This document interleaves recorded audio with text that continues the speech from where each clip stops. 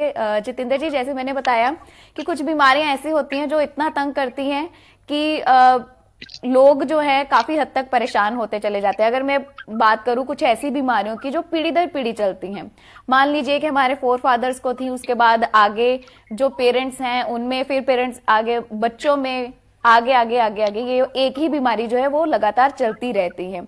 लोग इससे बड़ा परेशान है। हम सब जानते हैं कि एक टाइम पर आकर ऐसा होता है कि जो परिवार का, हर परिवार का एक मेंबर उस बीमारी से जूझ रहा होता है, तो लोग परेशान हो जाते हैं। क्या एस्ट्रोलॉजी में ऐसे कुछ योग होते हैं जो आगे दर आगे बढ़ते रहते हैं, और क्या उनको रोका जा सकता है, उसके बारे में आज हम बात करेंगे। अ, सबसे पहले नेहा जी, आपका बहुत बहुत धन्यवाद। मैं हमेशा आभारी रहता हूँ पंजाब केसरी का, कुंडली टीवी का, कि हम लोगों को इस मंच से कई ऐसे श्रोताओं से जुड़ने का मौका मिलता है जो कई दूर दूर की कंट्रीज में, अलग अलग देशों विदेशों में बैठे होते हैं, अलग अलग प्रदेशों में बैठे होते हैं। मैं नेहा जी के पूरी टीम, अपनी पंजाब केसरी की, कुंडली टीवी की पूरी टीम और अपने एस्ट्रो एडवाइस की पूरी टीम, इन सबका मैं हमेशा धन्यवादी रहता हूँ, और अपने श्रोताओं को जो मेरे को अपना प्यार भेजते हैं। नेहा जी का जो प्रश्न है कि क्या कोई रोग पीढ़ी दर पीढ़ी चले आते हैं, हाँ, ऐसा होता है। नेहा जी, एक चीज आपने बोला कि मैं बीमारियों में बहुत एक्सपर्ट हूँ, तो बीमारियों में एक्सपर्ट तो मैं खुद भी डॉक्टर पे जाता हूँ, तो मैं झूठ नहीं बोलूंगा, मैं खुद भी डॉक्टर पे जाता हूँ। सीजनल बुखार हमें भी आता है, तकलीफें हमें भी आती हैं, और डॉक्टर पे जाना चाहिए भी। एस्ट्रोलॉजी आपको आपको प्रोटेक्ट करती है, परंतु जैसे आपकी आई साइड वीक है, तो चश्मा आपको आंखों की रोशनी बढ़ाता नहीं है, परंतु आपको मदद करता है। परंतु अगर आंखों में खुजली खारिश होती है तो डॉक्टर को फिर भी जाना। उसी तरह से एक सीमित दायरा होता है। जिस तरह एक सीमित दायरा मेडिकल मेडिकल साइंस का है, उसी तरह से एक दायरा ज्योतिष का भी है। हम उस दायरे को क्रॉस करके कोई जादूगिरी नहीं कर सकते, ये इस चीज का मैं अपने सभी श्रोताओं को साफ स्पष्ट लफ्जों में बोलूंगा। क्योंकि जो आदमी आपको ये बोले कि हम ऐसा कर देंगे, ये रखने से खाना आएगा, ये रखने से ये हो जाएगा, यहाँ पे ये रखने से दुश्मन भाग जाएंगे, ऐसी चीजें शायद कुछ कुछ हद तक संभव होती है, सब तरह से नहीं होती। जो वंशागुणत बीमारियां चली जाती है, वंश दर वंश बीमारी चली जाती है, कि पता लगता है कि किसी का कद नहीं बढ़ रहा है, नाटा है, और अगली दूसरी पीढ़ी में भी है, तीसरी पीढ़ी में भी है।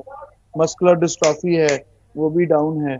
तो ये सारी चीजें जो हैं, वो इस तरह की कई ऐसी बीमारियां हम लोगों ने देखी पड़ी सुनी है, जिनके अंदर हमने एक देखा है कि एक पीढ़ी से दूसरी पीढ़ी वो जा रहे हैं। अचरज की बात ऐसी होती है कि इसको हम लोग, अगर हम बोले तो पितृ ऋण के अंदर भी देखा जाता है। आप जो लोग एस्ट्रोलॉजी को अच्छी तरह जानते हैं, उनको अच्छी तरह से पता है कि अगर वो अपने घर के अंदर अपने दादा, अपने पोता और अपने बेटा, दादा अलग पैदा हुआ, मेरे ख्याल में 70 से 80 साल का डिफरेंस होता है दादा पोता और बच्चे की कुंडलियों के जन्म का, 60 से 70 साल के अंदर। परंतु 70 साल के अंदर की पैदाइश के अंदर आप देखेंगे, कभी कभी हम हैरान हो जाते हैं ये देखकर कि कम्बिनेशन ऑफ प्लैनेट सेम रहता है।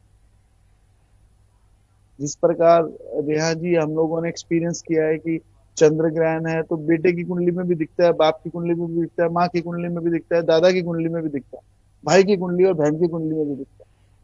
तो चंद्र ग्रहण का मतलब आंख की रोशनी हो गई। आपने अब इसी से आप देखो कि आपने कभी देखा होगा कि माँ बाप को चश्मा लगा होता है तो बच्चे को भी लगा होता जी। है।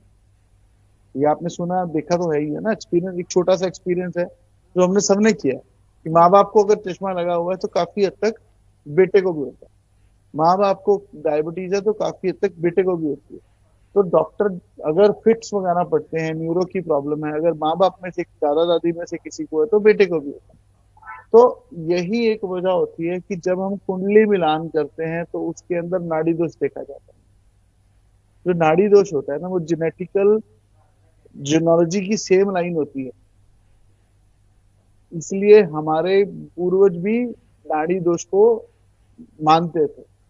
अगर नाड़ी दोष दिख रहा है, इसका मतलब है कि जेनेटिकली ये कहीं ना कहीं पीछे से भाई बहन है। तो जो उनकी बीमारियां हैं, दोनों में अगर सेम आ गई तो बच्चे में भी आ जाए। तो हमें इस चीज का ध्यान रखना। इसी तरह से जब हम बीमारियों की बात करते हैं तो हम हमें वो जाके पितृ ऋण के उपाय करवाने पड़ते हैं, या बच्चा जब पैदा होता है, जैसे आज किसी को प्रॉब्लम है तो उसके बच्चे को प्रॉब्लम ना आए, जैसे ही बच्चा पैदा होगा उसके 40 दिन के अंदर अंदर उपाय करवा। तो एस्ट्रोलॉजी चमत्कार नहीं है, लेकिन इसके रेमेडीज जरूरी है। और जो बीमारियां जिनके पास है, क्या बीमारी है, उसके अगर मान लीजिए सभी को घुटनों की जॉइंट्स की प्रॉब्लम है तो कहीं ना कहीं पूरे परिवार का केतु खराब चल रहा है। अगर किसी को मस्कुलर डिस्ट्रॉफी है, माँ बच्चों में से, बाबा दादा दादी में से, फैमिली में से पहले किसी को थी और बाद में बच्चे को भी आ रही है, तो बुध का भी देखना पड़ेगा। इसी तरह से आंखों की प्रॉब्लम के लिए चंद्र या शनि को देखना पड़ेगा। अस्थियों की प्रॉब्लम या आई साइट से रिलेटेड प्रॉब्लम या कुछ और ऐसी चीजें हैं जिसके अंदर हर ग्रह कहीं ना कोई चिन्हवार होता है। हम क्या करते हैं, हम जब देखते हैं कि पूरे परिवार में वो चला आ रहा है, तो उसकी जेनोलॉजी के अंदर से उस जेनेटिकल प्रॉब्लम जो ग्रह को चली आ रही है उसको आगे ना ट्रांसफर हो, उसके नई नई जनरेशन को पैदा होने के 40 दिन के अंदर उपाय करवाते हैं और पिछली जनरेशन के 43 डेज या 43 वीक्स के उपाय करवाते हैं। तो मैं आपके माध्यम से ये संदेश सबको देना चाहूंगा कि नेहा जी जब भी ये प्रश्न पूछती हैं, उनका अभी मैं आपको एक चीज स्पष्ट बोलूंगा।